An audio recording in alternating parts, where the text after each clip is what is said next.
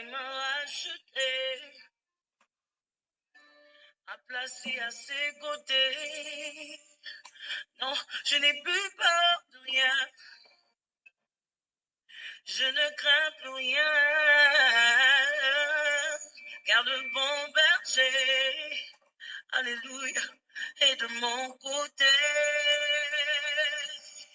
Même les ténèbres n'ont plus aucun pouvoir sur moi, car la clé de l'amour, c'est mon maître qui la tient. Quand il me tient la main, nous fonçons dans l'armée de l'ennemi. Et le grand Goliath, il se croyait grand, se retrouve par terre. Lui seul me suffit, lui seul est tout pour moi. Quand je ne sais comment dire, alléluia, je me mets à chanter. L'Éternel est bon, l'Éternel est bon, bon, bon, l'Éternel est bon. Il est bon pour moi. L'Éternel est bon, l'Éternel est bon, bon, bon, l'Éternel est bon.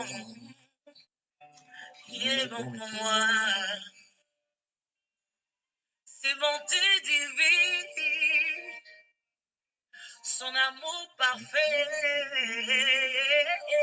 ses empreintes d'en haut font ma différence.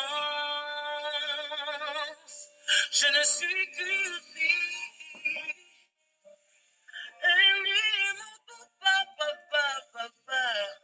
Oh, regarde bien, j'ai les traits de mon papa. Lui seul me suffit, lui seul est tout pour moi. Quand je ne sais comment dire, alléluia, je me mets à chanter. Vas-y, chante avec moi. L'Éternel est bon. Il est bon pour moi, il est bon pour moi. Tant que je vivrai, je témoignerai les bontés de mon papa, il est bon. L'Éternel est bon. L'Éternel est bon. Il m'a pris de loin, il m'a levé. Tant que je vivrai, je témoignerai, je proclamerai les bontés de mon papa. Il m'a pris de loin.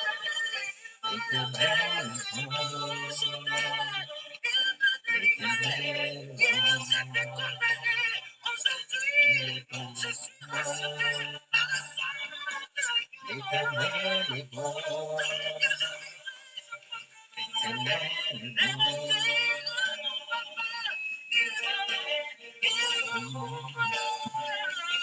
Il est bon pour moi. Alléluia. L'Éternel est bon. Comme David, je sais sur les deux côtés ce qu'il a fait dans ma vie. Il est bon pour moi. Il avait parlé de l'accomplir. Il a fait ce qu'il a fait alors que je ne méritais pas. Il a accepté de mourir à la croix pour moi. Il est bon pour moi. Il est bon pour moi. Alléluia. Lui seul me suffit. Lui seul est tout pour moi. Et quand je ne sais comment dire, je me mets à chanter. Lui seul est ma force, mon appui, mon rocher. Il est le rocher devant lequel je me réfugie. Tant que je vivrai, je proclamerai qu'il est bon pour moi. Lui seul me suffit. Lui seul est tout pour moi. Oh, je ne sais comment dire. Je me mets à chanter. Alléluia, soyez les bienvenus. Nous vous saluons dans le précieux et merveilleux nom de Jésus-Christ. Amen, amen. 2 Rois, notre texte de base d'aujourd'hui est en 2 Rois chapitre 9. 2 Rois 9, 29 à 37. Ahazia était devenu roi de Juda, la 11e année du règne de Joram, fils d'Akab. Jéhu était sur le point d'entrer à Jezreel. À cette nouvelle, Jézabel se fada les yeux, arrangea sa chevelure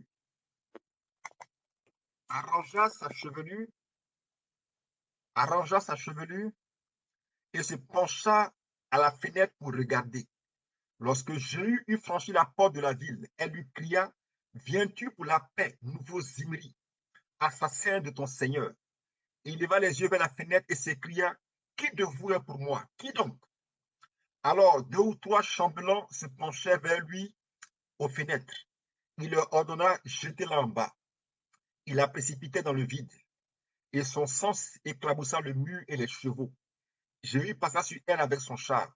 Puis, il entra dans le palais pour manger et pour boire. Ensuite, il ordonna à ses compagnons, « Occupez-vous de cette femme maudite et enterrez-la. Après tout, c'est une fille de roi. » Ces hommes allèrent pour la mettre au tombeau, mais ils ne trouvèrent d'elle que son crâne, ses mains et ses pieds. Ils retournèrent l'annoncer à Jéhu en s'écriant, « C'est bien ce que le Seigneur avait annoncé par son serviteur Élie de Tishbé, lorsqu'il a déclaré, « Les chiens dévoreront le corps de Jézabel dans le champ de Jezreel. Les restes du cadavre de Jézabel seront dispersés comme du fumier épandu sur le sol du champ de Jezreel, de sorte que personne ne pourra dire c'est Jézabel. » Ce soir, nous prions. Ce soir, nous prions. Avant de commencer, tu vas simplement poser la main sur ton cœur là où tu es. Simplement mettre la main sur ton cœur. Et tu vas demander à Dieu de te faire grâce ce soir et de détruire toute œuvre, toute action de l'esprit de Jézabel dans ta vie. Tu vas dire à Dieu ce soir de détruire toute action de l'esprit de Jézabel dans ta famille. Tu vas dire au Seigneur, tu n'as pas besoin de crier ni de lever la voix, même si ce n'est pas nécessaire. Fais seulement cette prière dans ton cœur. Dis simplement à Dieu, Seigneur, j'ai besoin ce soir que tu exposes dans ma maison, que tu exposes dans ma vie toutes les œuvres de l'esprit de Jézabel. Dis simplement à Dieu, Seigneur, ce soir, je veux quitter ce direct en étant libéré de toutes les actions de cet esprit. Dis simplement à Dieu, Seigneur, je veux sortir de ce direct en ayant fini avec toutes les actions de cet esprit, peu importe sa manifestation, peu importe le temps depuis lequel il est à l'œuvre de ma vie. Mais je veux ce soir qu'il s'arrête. Cet esprit est un esprit sournois, c'est un esprit sournois, c'est un esprit subtil et sournois. Et parfois, ces œuvres sont subtiles. Ces œuvres sont subtiles. Et le Seigneur veut ce soir arrêter l'action de cet esprit subtil. Pendant que je parle, je vois un esprit de divination qui est à l'œuvre dans la vie d'une personne. Un esprit sournois et subtil de divination. De divination. Et l'une des œuvres de cet esprit, c'est d'introduire dans ta vie une puissance d'égarement. D'introduire subtilement une puissance d'égarement. Ça fait qu'aujourd'hui, tu es comme dans une sorte de confusion. Tu es aujourd'hui dans une sorte de confusion. Parce qu'à plusieurs reprises, tu as cru que c'est le Seigneur qui te parlait. Tu as cru que c'est Dieu qui te parlait. Et tu as obéi. Et après, tu t'es retrouvé dans la honte et dans la confusion. Et après, tu t'es rendu compte que tu t'es égaré. Et finalement, tu as fini par ne plus écouter cette voix. Et cet esprit a travaillé différemment avec toi. Il a envoyé vers toi de nouvelles personnes, d'autres personnes qui venaient te parler. Et tu as cru que ces personnes-là parlaient de la part du Seigneur. Tu as cru que ces personnes te donnaient des visions et des prophéties venant de Dieu. L'une des choses que cet esprit fait, cet esprit peut égarer des personnes qui vont venir te donner sans même qu'ils ne le sachent eux-mêmes des prophéties ou des révélations qui ne viennent pas de Dieu. Et ça a été ton cas. Et pendant que je parle, je te vois aujourd'hui l'esprit abattu, découragé, parce qu'il y a dans ton cœur une accusation que tu portes envers Dieu. Il y a dans ton cœur un cri d'accusation que tu élèves vers le trône de Dieu. Parce que tu dis, mais Seigneur, comment est-ce que tu as pu me laisser m'égarer autant? Tu dis, mais Seigneur, comment est-ce que tu as pu me laisser me perdre autant alors que je te faisais confiance, alors que je cherchais juste ta voix pour t'obéir? Ce soir, ton cri est monté jusqu'à Dieu. Et le Seigneur envoie sur ta vie deux choses. Une grâce de guérison intérieure qui vient te guérir par rapport à ce fait, mais aussi une grâce de délivrance qui vient arrêter dans ta vie l'action de cet esprit. Seigneur, merci pour la troisième chose. Et la troisième grâce que Dieu amène sur ta vie, c'est une grâce de restauration. Il vient pour te rétablir. Seigneur, merci. Pendant que je parle, je peux voir cet esprit sous la forme d'un serpent en train de sortir de ta vie. Père, merci pour ton œuvre merveilleuse. Ce soir, nous prions. Ce soir, nous prions. Cette nuit, j'ai fait un rêve bizarre que je n'ai pas compris. C'est-à-dire, il y avait comme de l'eau, une étendue d'eau. Et je ne comprenais pas ce rêve. Et alors que nous sommes en direct, le Saint-Esprit me rappelle ce rêve. Il me le rappelle, ce rêve. Et il me dit, plusieurs vies sont tenues captives par les puissances des eaux. L'une des eaux de l'esprit de Jabez, c'est aussi l'esprit de divination. Plusieurs vies, merci Saint-Esprit. Il dit, plusieurs vies ont pour fondement les esprits des eaux. Plusieurs personnes ont leur vie bâtie sur les esprits des eaux. Plusieurs personnes ont leur vie bâtie sur les esprits des eaux.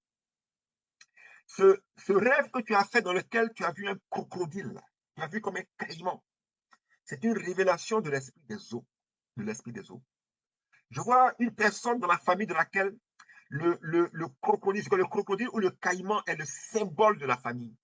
C'est le symbole de la famille. Et le Seigneur te délivre de ce symbole. Il te délivre de cela. Il t'en délivre. Père, merci pour ton œuvre. Quelqu'un dit, c'est moi. Si c'est toi, le Seigneur te visite et te fait grâce. Dieu te délivre cela. Ce symbole. Je vois quelqu'un, ça dit que l'image est dans mon esprit. Tu t'es réveillé une fois en pleine nuit. Je crois que tu allais aux toilettes. Et subitement, tu as eu comme une image bizarre lorsque tu es arrivé au salon, dans ton salon. Arrivé au salon, tu as eu l'impression de voir comme un crocodile qui était couché. Tu as même crié. Et quand tu as crié, tu te suis rendu compte que ce n'était qu'une vision. En réalité, ce que tu as vu n'est pas une vision ordinaire, non. C'est cet esprit des eaux qui a manifesté sa présence jusque dans ta maison. Et l'influence de cet esprit se fait ressentir dans ta vie. Et ce soir, le Seigneur vient te délivrer. Il te délivre de cette activité démoniaque. Ce soir, il vient te visiter et il vient te délivrer de cette activité. Seigneur, je veux te rendre toute la gloire. Je vois un homme qui me suit, chaque fois que tu as un projet important, il y a ce même rêve que tu fais.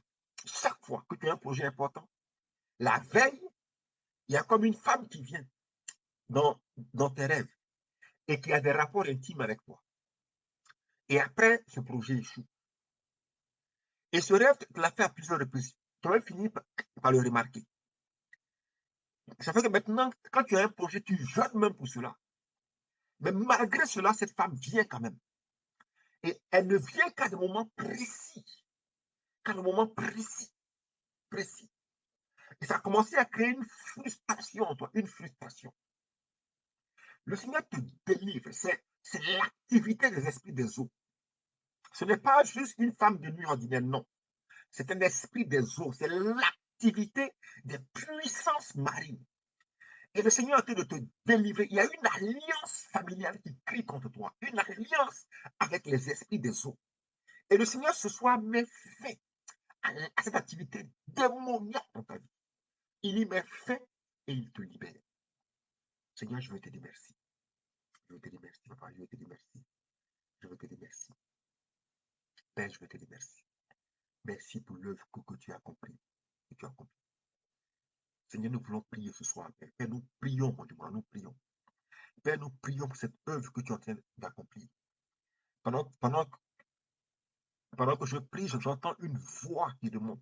Une voix qui remonte depuis le séjour des morts. Une voix qui remonte depuis le séjour des morts.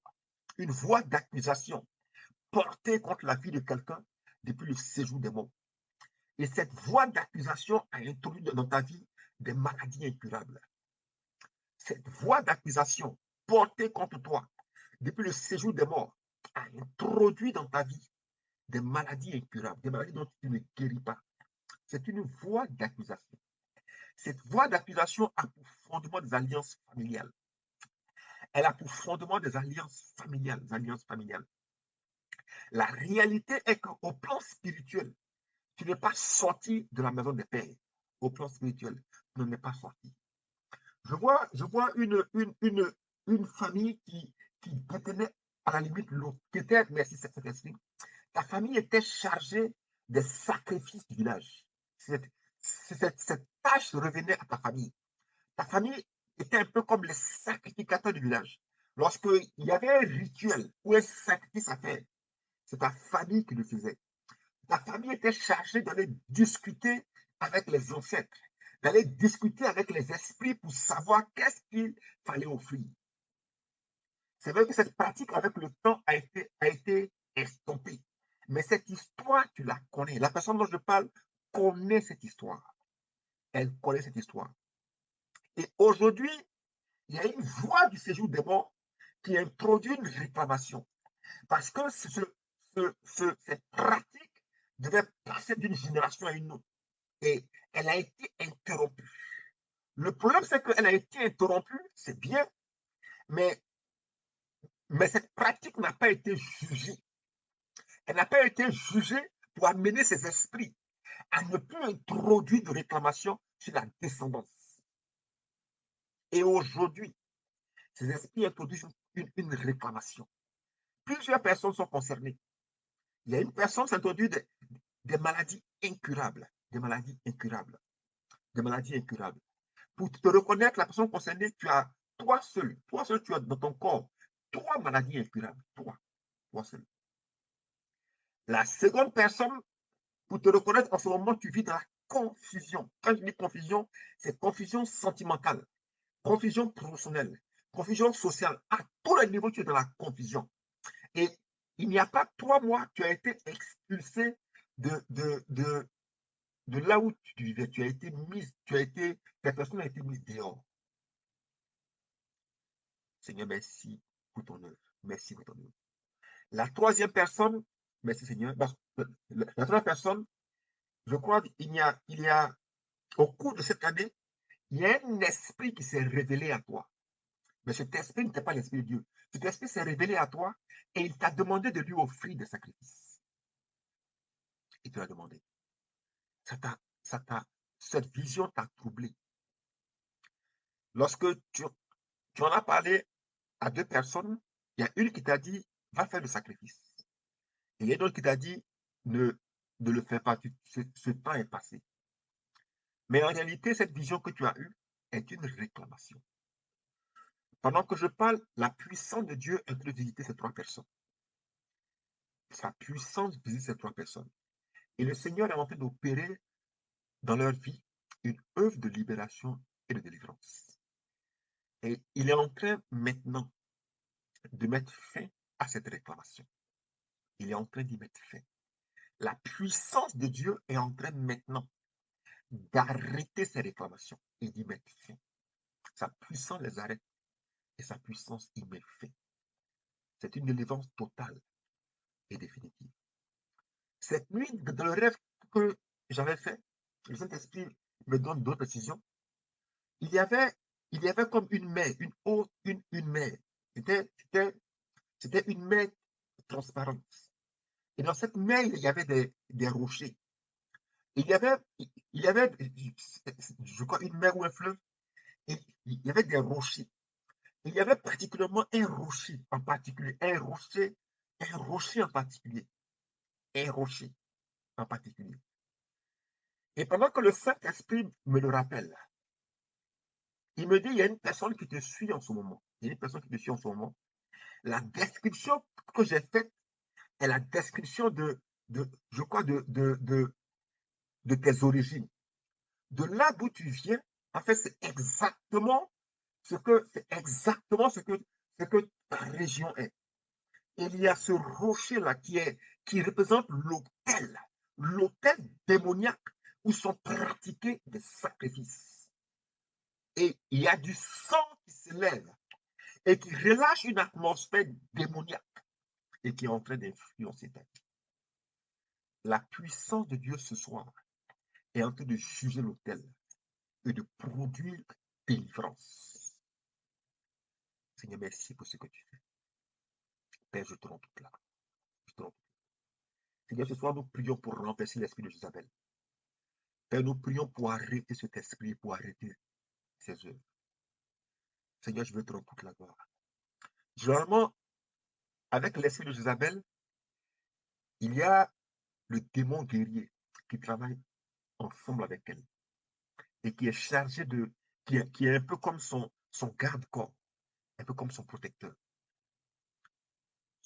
un peu comme son protecteur.